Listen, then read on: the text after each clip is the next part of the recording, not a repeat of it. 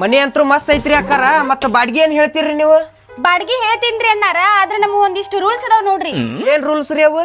Rules ಏನ್ಪಾ ಅಂತಂದ್ರ ಮನ್ಯಾಗ chicken ಮಾಡು ಹಂಗ ಇಲ್ ನೋಡ್ರಿ, ಹೊರಗೂ ತಿನ್ ಬರು ಹಂಗಿಲ್ ನೋಡ್ರಿ. ಏ ನಾ ಪೇವರ್ ವೆಜ್ ರೀ ಅಕ್ಕಾರ. ಚಿಕನ್ ಗಿಕನ್ ಏನು ತಿನ್ನುದಿಲ್ರಿ ನಾನು. ನೆಕ್ಸ್ಟ್ ರೂಲ್ಸ್ ಏನ್ಪಾ ಅಂತಂದ್ರ ಮನ್ಯಾಗ ಪ್ಯಾಕೇನ್ ಐತ್ರಿ, ಆ ಪ್ಯಾಕೇನಿಗೆ ಮಾತ್ರ ಎರಡಕ್ ಹೋಗೋಂಗಿಲ್ರಿ. ನೀವು ಚರಗಿ ಹಿಡ್ಕೊಂಡು ಹೊಲಕ್ ಹೋಗ್ಬೇಕು ನೋಡ್ರಿ. ಇಲ್ಲಿ 2 ಎಕರೆ ಹೊಲ ಐತಿ, ಆ ಹೊಲಕ್ಕ ಹೋಗ್ಬೇಕ್ರಿ ನೀವು.